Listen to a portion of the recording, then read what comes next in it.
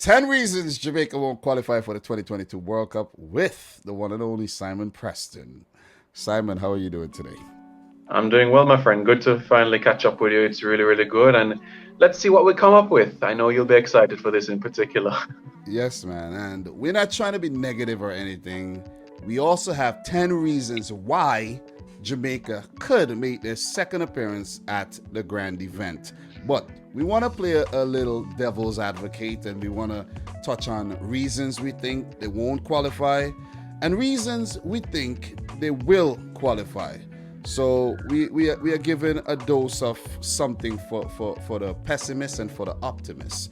So Simon, we're gonna get into this, and the first thing that we're gonna talk about is the JFF. I think the first stumbling block here that could stop Jamaica from qualifying for the 2022 World Cup is the organization itself. And note I said organization. That's the body that's supposed to organize things, but it seems like it has been chaos in the Jamaican Football Federation. You want to touch on that a bit? Absolutely, yeah. Chaos could be putting it mildly, depending on which circles you're communicating with in particular. But certainly, in every aspect, when you're talking about the national team for men's, women's, it has really been a disconnect between the players and the administration over numerous areas as well. It's not like if it's one area, it's many. Remuneration, flights, accommodation, just ensuring that the players are on the same page. It's something that has not been put together since the departure of Captain Horace Burrell since his passing in 2017. Yes, Captain Burrell was not a perfect human being, but he always made sure that the players were put first because they were the ones that were going to take the field and get the points for Jamaica to go to a Gold Cup, win a Caribbean Cup, or progress in World Cup qualifying perhaps to a final round. Under this administration, there has been apathy, there's been pain, there's been suffering, and in some corners, even tears as well. Kimar Taxi Lawrence, I implore you all to check out an interview I did with him quite recently on my channel. He stated how much disconnect the Federation had. And honestly, this and these situations are not new, but these are lingering and have been lingering for the past couple of months, and it's ominous signs in this respect heading into a crucial World Cup qualifying cycle. And this is a World Cup qualifying cycle where Jamaica's chances are higher than ever before. I know the format has changed, and I think it could affect Jamaica's chances with introducing more teams, more opponents into the mix. But it was such an ideal time for Jamaica because of how they've been performing recently in Gold Cups and picking up crucial results against their CONCACAF counterparts. But from someone who is not from Jamaica like myself, all I've been hearing is just bad things about the federation. You look at other football federations and most of them, they have things under control. And those are the ones that have been doing well. They have things going. Look at the USA. They suffered that setback in 2018 where they didn't qualify. What did they go and do? They revamped the whole system. And they're looking poised to make an appearance at the FIFA World Cup in Qatar for 2022. But Jamaica, they gotta get their house in order. If your house ain't in order, you know they say you got to dance a yard before you dance abroad.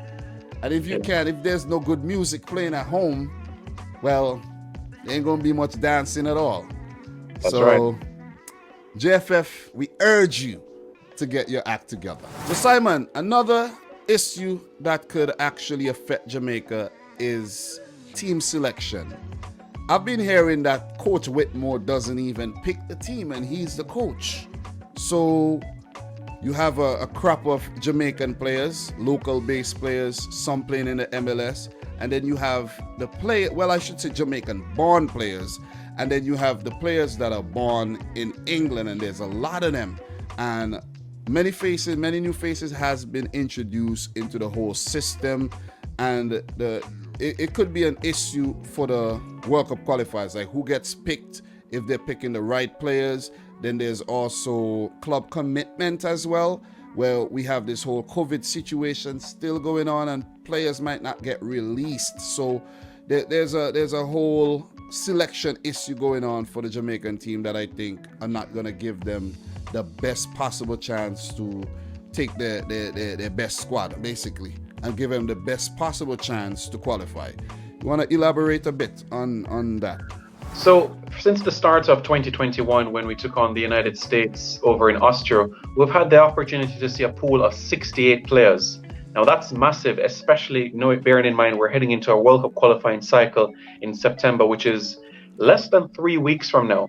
That is a lot. In the year of qualifying, you should be finding tune preparation, not introducing new faces. And we're going to be in a situation where we take on Mexico at the Azteca, and players are going to be making their debut. Mikel Antonio, if he's fit, especially with his Europa League commitments coming up. Kemar Roof, Kevin Stewart, Jordan Cousins. And we are literally just scratching the surface. There's many more to come as well, many more players. And at this stage, we're not learning from the mistakes like we did the last time we made it to the final round of World Cup qualifying, where we gave the likes of Joby McAnuff, Gareth McCleary, Theo Robinson, Jermaine Beckford, Marvin Elliott, debuts in a World Cup qualifying cycle. Sean Cummings as well. Mistakes that we have not learned. There's a reason that we had the Nations League, Gold Cup. We even had a Caribbean Cup when Tapa was in charge back in 2016, 2017. Those were the opportunities for you to introduce those players, not during a World Cup qualifying cycle when we're trying to get to Qatar. Well said, and I do agree. And it does mess with the squad chemistry. You need chemistry. And just meeting guys for the first time, not having training sessions, multiple practice matches, or friendlies with your squad mates, it could definitely affect you when you go on the field, because there could be a disconnect. And if Jamaica take that approach where they just call up guys for the World Cup qualifiers for the first time and just throw them into the team, it could be a problem. Because these could be players who are good for their clubs because they know their mates, but there's a lack of communication, there's a lack of cohesiveness with a player that you just met yesterday. You don't really know what kind of runs he's gonna make. You don't know if he's gonna help out, in your position if you move forward or if you go back. So yeah, that could definitely be a problem. Squad selection. Let's see what happens. Let's see if Jamaica gets the best possible squad put together, because a few of Jamaica's stars have already been performing well in the Premier League and in the Championship. Let's see if you get Ravel Morrison, because I'm telling you, I saw him score a goal for Derby in the EFL Cup, and I'm like, if Jamaica has this guy for the World Cup qualifiers, there could be a serious problem. But Simon, you might not get him. You might not get him. And you know why you might not get him? Because he you know the situation with him. He's always he has a turbulent career. And if he just signed a 1-year deal with Derby County and then they say, okay, so wait, we just give you a chance, but it seems like you're more committed to Jamaica. What if he goes out for Jamaica and he gets a horrible injury? He gets an ACL. He pulls an ACL. That's it for his 1-year contract. You see what I'm saying? So he might not actually want to put that at risk, because that's his bread and butter, not playing for Jamaica. So you may see him in maybe October, but you may not see him in September or November. That's a possibility. So I think that'll be crucial for Jamaica to get that squad selection down pack. So one area in particular that I'm concerned about is logistics. Now, in Jamaica, you need a US visa to enter US soil, whether it is you're a visitor, media, or even through transit. And Jamaica is going to have to use the route through Florida, whether it's Miami, Fort Lauderdale, or even New York, depending on their destination, to go to Central America. Jamaica is going to take on Costa Rica, Panama, Honduras, El Salvador, all in Central America. And it is going to require Jamaicans to transit. Look at our September fixtures. Mexico, September 2. Panama at home, September 5. And September 8 against Costa Rica. The time span, play, travel, recovery, play, repeat. And that's 3 games. And I foresee challenges where this is concerned for Jamaica, as airlines are not going to care about, oh, you have a game in that number of times. They're just trying to get through things safety, especially with the COVID pandemic and the long lines, being able to fast track immigration. I'm not sure if that's going to be possible, especially bearing in mind they're going to pass through one of the busiest airports in the United States. And that's why I foresee it's going to be a challenge. And a team might arrive before kickoff, 36 to 24 hours before kickoff. And that is not ample time to prepare for a crucial World Cup qualifier. So you think logistics is definitely going to be a problem? And we have seen players, you have seen some squads depleted. For example, if you guys want a good example, look at the Haitian squad. Key players missing for crucial World Cup qualifying matches. For the Gold Cup, they were heavily depleted. And this could happen with Jamaica, because is there a plan, for example, the first game is against Mexico, or when is it? Okay, so after you go to Central America, is there a possibility where you go from one Central American nation to the next? Is that are there flights like that? To go to another, well, based on the schedule of Jamaica's matches, there is no back-to-back Central American opponent in the September window. So from Mexico, we have to fly back to Jamaica and obviously fly through the state. And then after our Panama home fixture, fly back to Miami and then to Panama City. So that's September fixture. Yeah, so there might be a few casualties in terms of 1 or 2 players might pick up COVID, 1 or 2 players might have visa problems, and there might be a situation where players might not even get their visas by the dates that require to get the visa.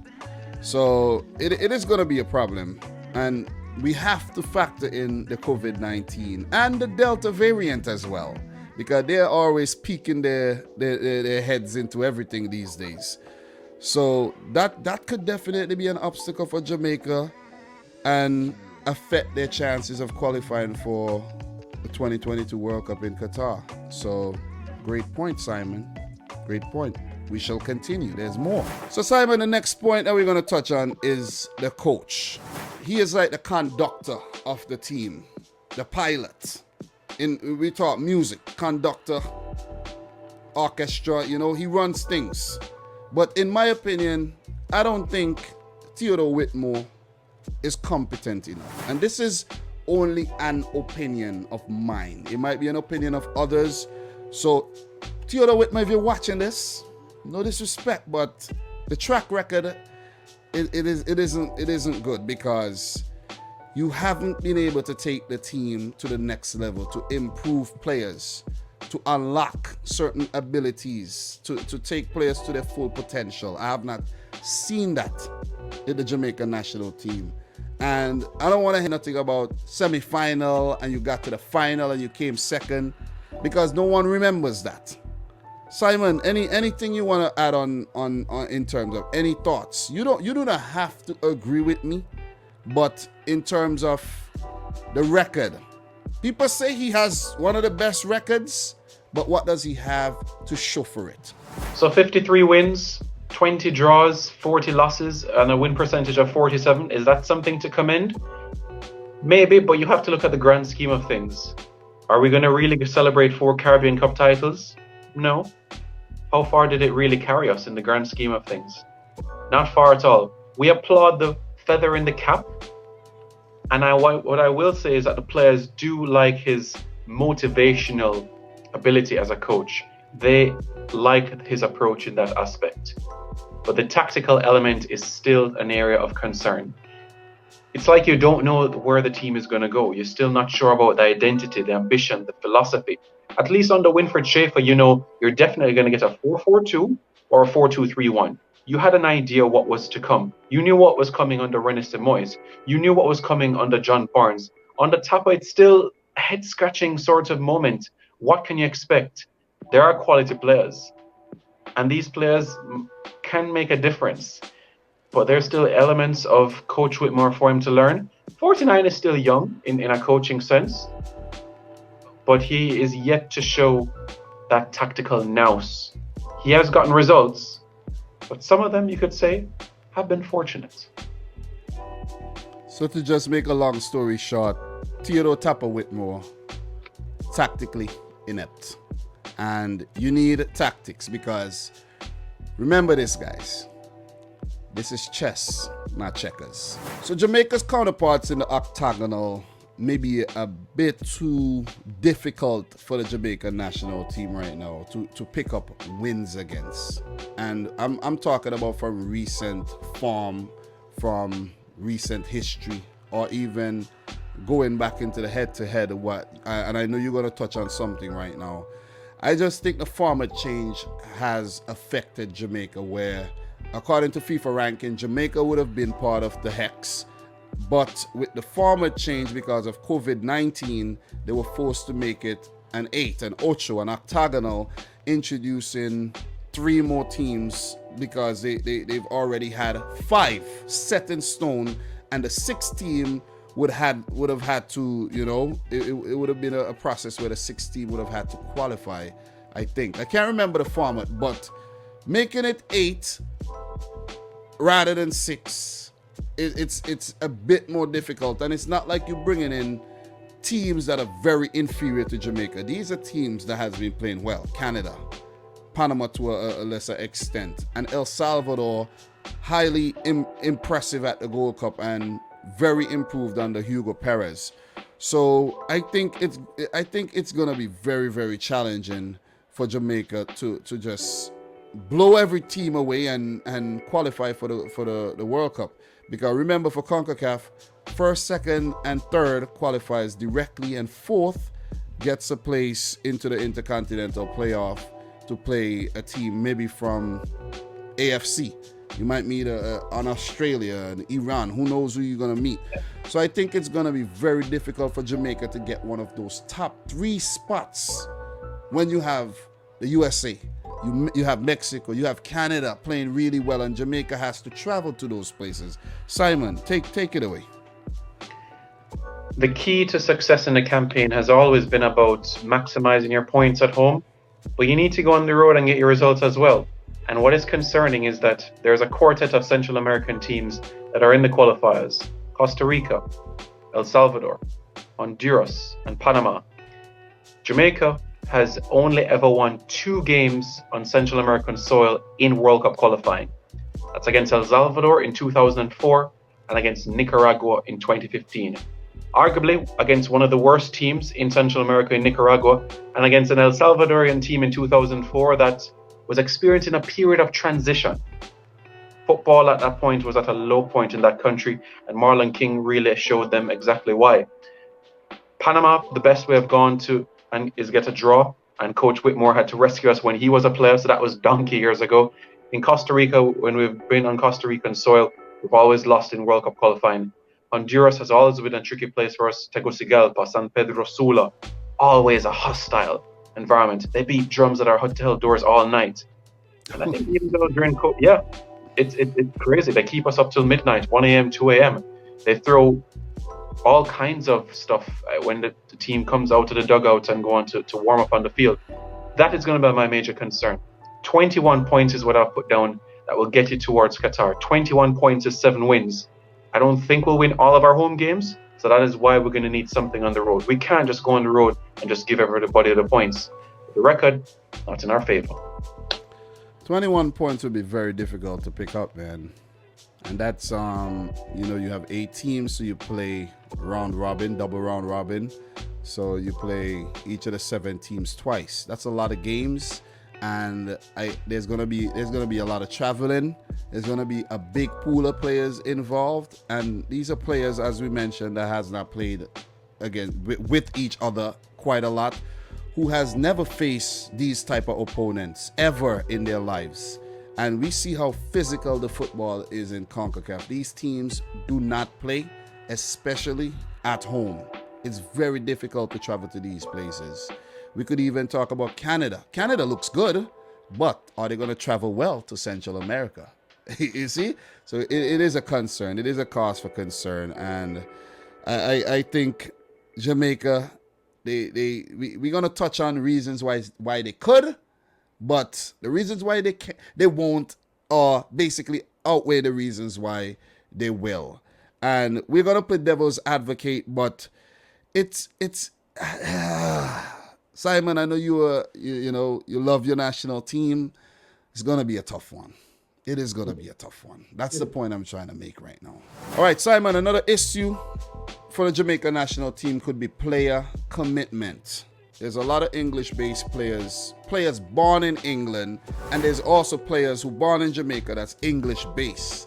And the commitment could be an issue where players might be reluctant, I think, in this climate to fully commit to Jamaica. And players like Ravel Morrison comes to mind. Players like Mikel Antonio comes to mind.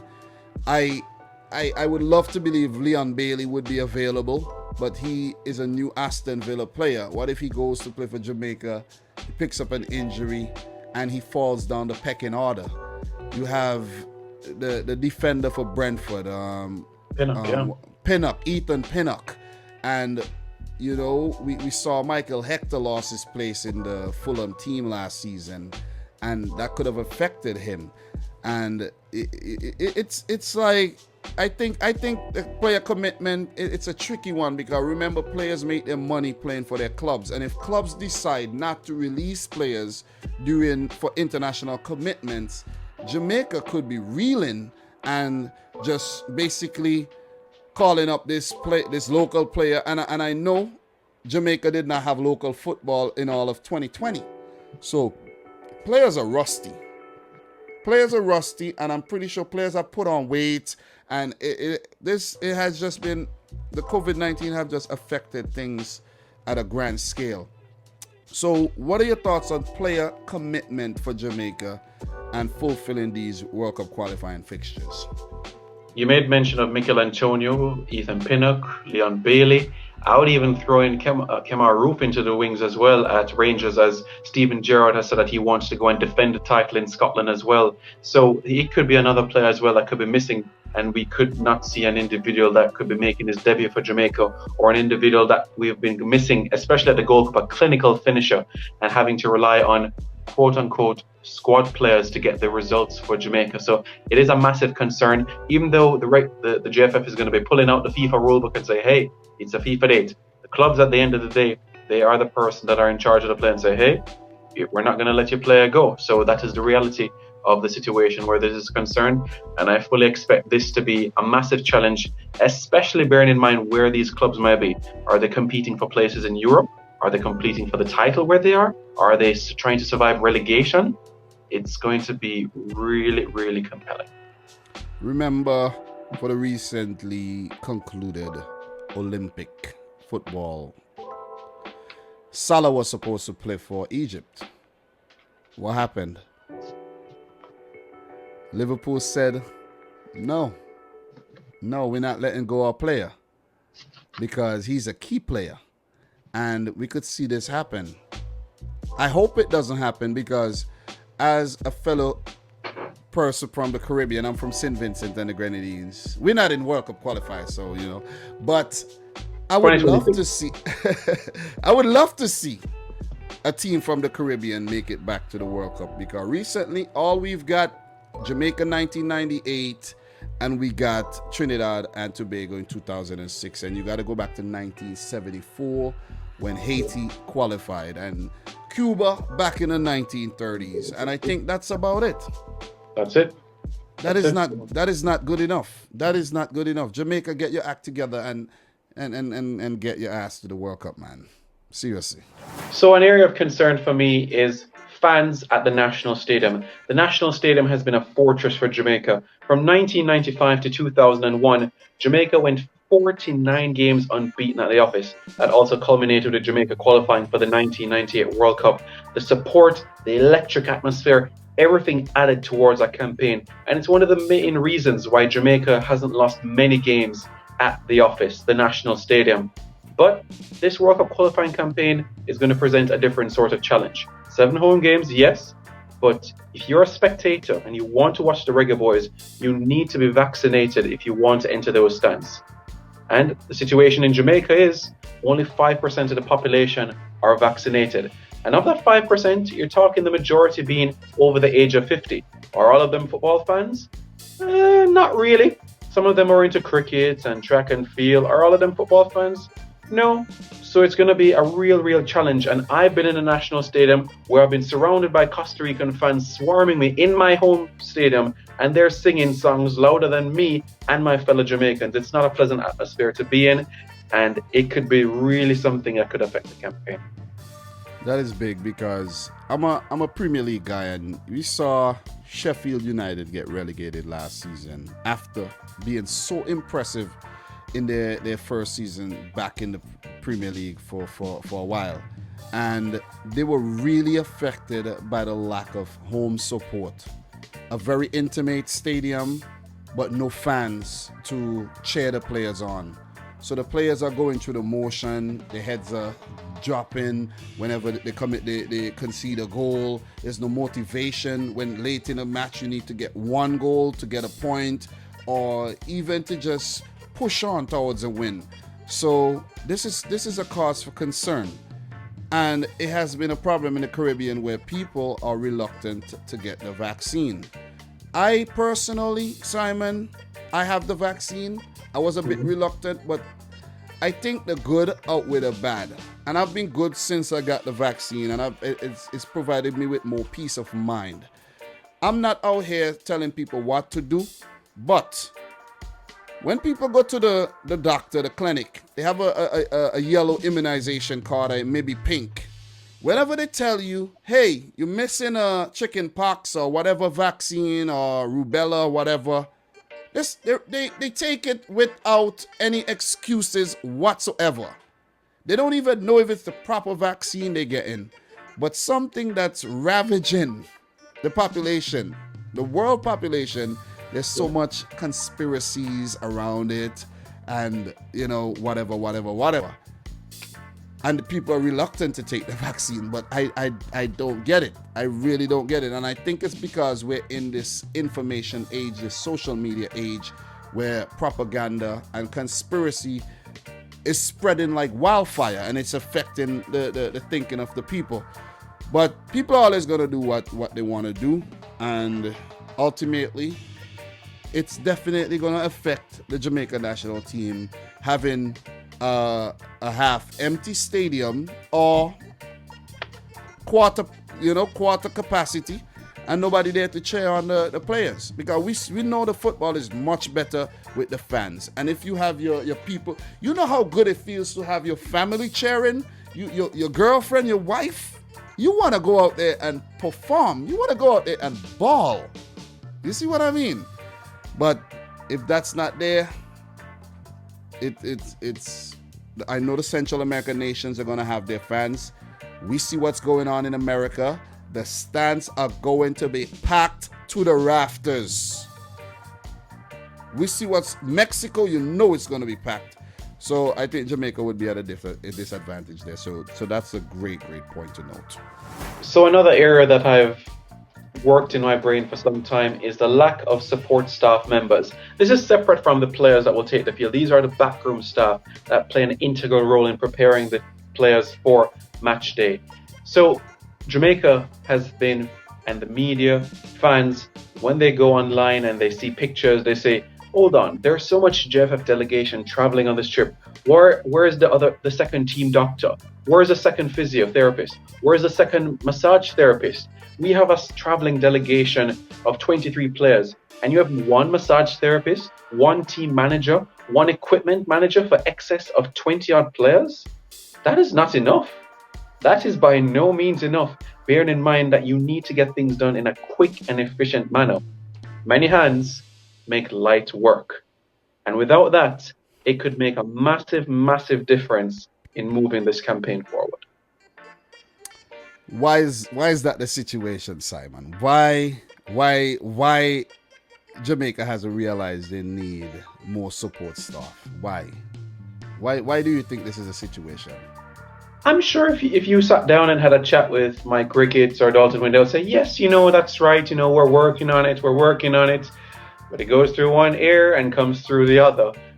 I think it's back down to the issue of finances and the Jamaica Football Federation. They are 700 million Jamaican dollars shy of where they want to be to get to the World Cup. And just to put some context in the grand scheme of things, we're talking about roughly close to, you could say, over $3 million that they're demanding in order to help Jamaica get to the World Cup in Qatar in terms of getting the preparation they need in support staff and also other aspects of the traveling delegation.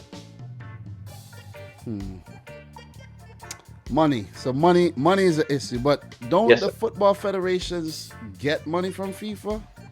They do get a grant from FIFA, yes, and they do get a subsidy from CONCACAF. CONCACAF is going to give $70,000 per home game, but that still is not enough.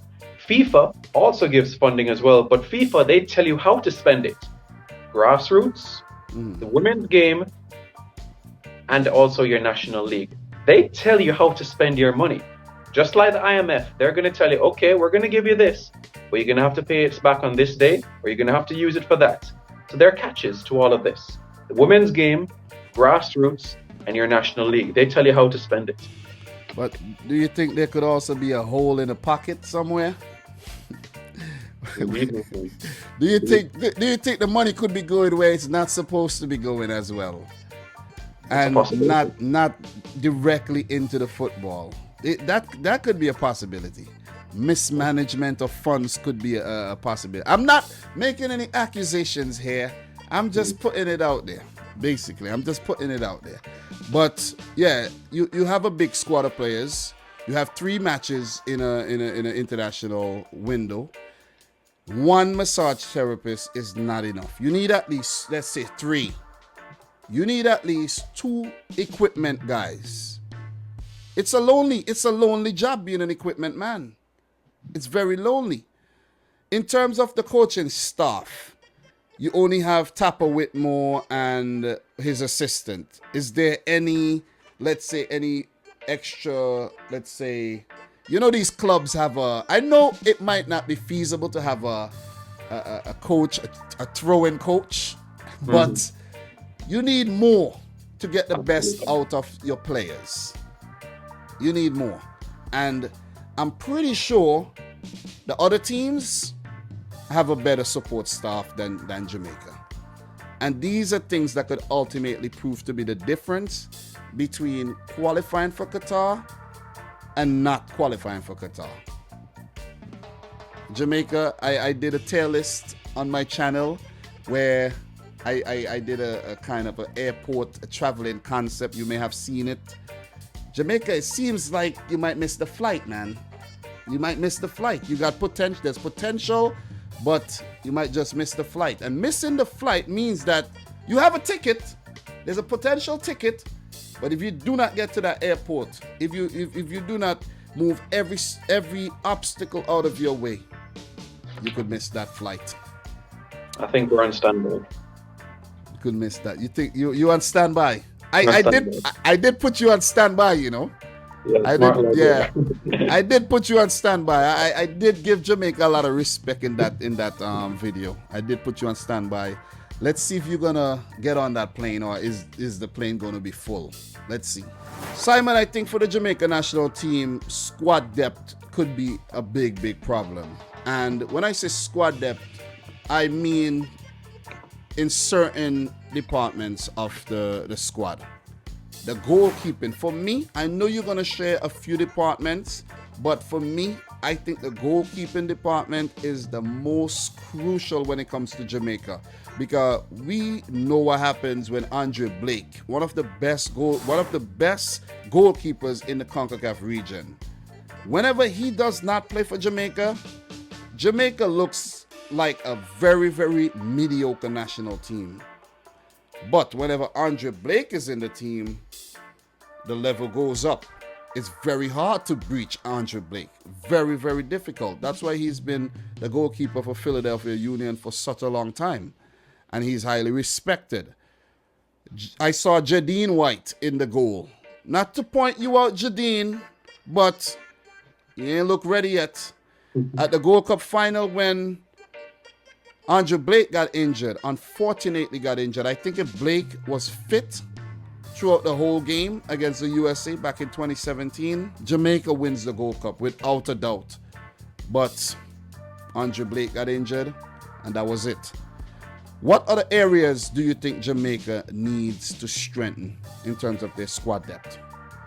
I'll touch briefly in terms of the goalkeeping department. Andre Blake has 48 caps for Jamaica.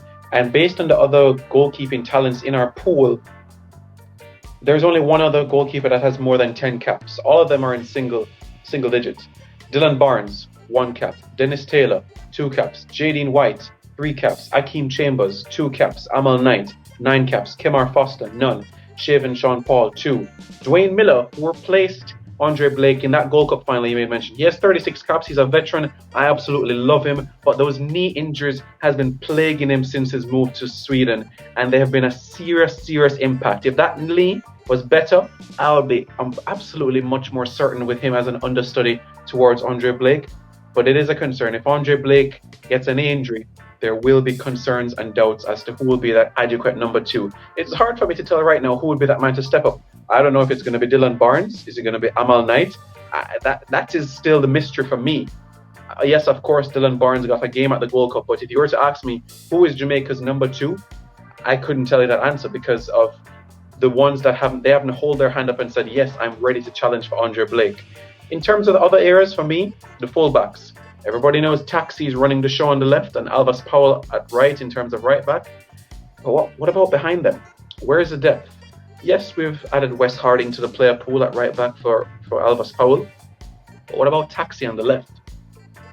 Amari Bell has had a number of caps for Jamaica, but he's really hasn't really snatched it and said, yes, I'm going to challenge you, or kept Taxi on his toes.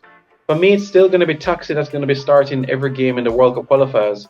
Amari Bell, for me, is making up the numbers. Can he change that with his move at Luton in the Championship, perhaps? But for now, Taxi is still running the show on the left, and Alvas Powell on the right. Is there any other department you think needs strengthening? I think you did mention the CDM department, where sometimes you see Michael Hector there, other times you may see different players there. I think Devon Williams came in and did really well in the World Cup, the Gold Cup, and I think he looked really good. And there is still questions over that position. Yeah, I'm sure a lot of Jamaican fans would be relieved or somewhere irated to the sight of Javon Watson at 37 years old in the Gold Cup provisional roster. So they want to see the back of him at CDM. But in terms of the options, it is a concern because Kevin Stewart, Jordan Cousins at the final stages in terms of getting that Jamaican passport. I expect it to go through. However, there is still concerns giving them a debut in a World Cup qualifying cycle. So the central defensive midfield options for me is an area of concern. We approached Isaac Hayden, but Isaac Hayden says, well, talk to me in October because he still has ambitions of representing England. So we'll see where that is concerned. But CDM for me is the biggest area of concern. If that area is fixed, then Qatar, the reality.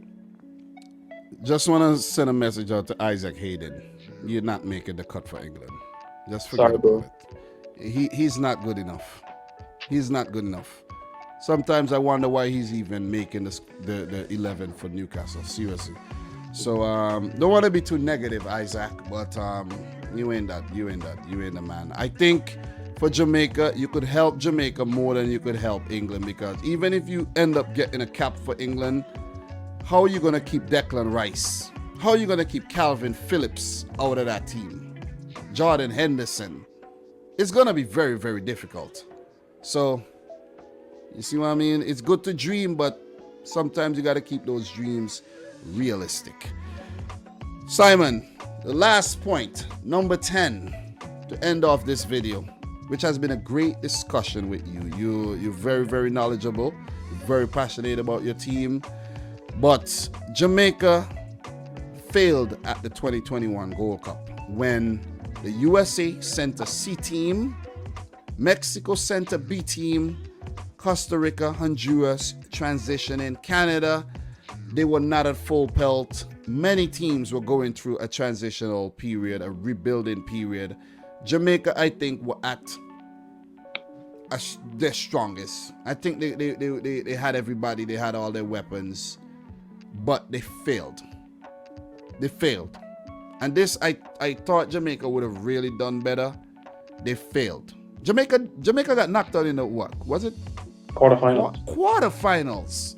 Yeah, failure. This is quarterfinals, and that was the third Gold Cup that I actually covered on my channel, because my channel started in 2017, and the Gold Cup has been a staple of the channel. And Jamaica, final in 2017, semi-final in 2019, but 2021 there has been regression, and this could be very ominous in terms of their chances of making it to Qatar, because you're coming up against the same teams that you're going to play in the octagonal, and you can't even make the top four, where only the top four has a chance to make it to Qatar. 3 automatic places and 1 for the intercontinental playoffs, and Jamaica are way down at the bottom right now in terms of their chances, and how people and pundits and the experts would actually let me put that there, but actually see Jamaica's chances of the chances not looking good right now.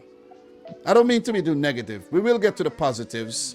We will touch on that on another video, but right now, playing devil's advocate, talking about the negatives. Your thoughts on the Gold Cup campaign, and if that's any indication of what's to come for the World Cup qualifiers. I think seeing the Costa Rica game, the last game of the group stages, spelled an ominous picture. 18 shots, 5 shots on target, but Jamaica was the team that lost the game 1-0 on that occasion. The bulk of possession, the bulk of passes, the bulk of the passing accuracy, and yet still, Jamaica weren't able to carve out a goal.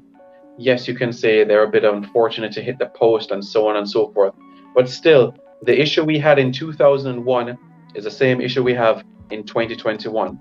The finishing, we have to give our guys 3-4 chances to put one away. That clinical mentality is still something that is missing, and that is what I'm hoping Kemar Roof will bring to the Jamaican team, and Mikel Antonio with that strength and pace and power. But that finishing is something that could miss out Jamaica from finishing 3rd or 4th and then ending up 6th or 7th. That's what I feel. I think there's a few missing pieces. If you are able to get Mikel Antonio, and we saw what he did for West Ham on the opening day. Mm-hmm. We saw what he's capable of doing. The man ran from defense in his 3rd to the opposition's 3rd to receive a ball to bang it in the back of the net. He would bully CONCACAF if he gets an opportunity. When you have Leon Bailey and you have a few more other players, if you have a Ravel Morrison, Mikel Antonio, Leon Bailey in the team at the same time, oh my, Jamaica would cause some problems. But because of all the reasons we stated in this video, it could also hamper their chances, severely hamper their chances of making it to Qatar 2022. So guys, these are 10 reasons why Jamaica may not qualify for the 2022 World Cup in Qatar, from your boy Dominic Rich and Simon Preston. So guys, there'll be a link for Simon's channel in the description box down below. Make sure you go and subscribe. Reggae Boys commentary for all your Reggae Boys needs. Simon, what do you have to say to the people? It's a pleasure for having me on the channel. Thank you very much, Dominic. A good friend of mine. You know, it's really been good. What I say to all the viewers and everything, stay subscribed to this channel, Dominic Rich. It's some fabulous content with football from all across the planet. Trust me, this is the place to go. This is the hub for everything relating to the beautiful game. Well said. So from Simon and I, we bid farewell.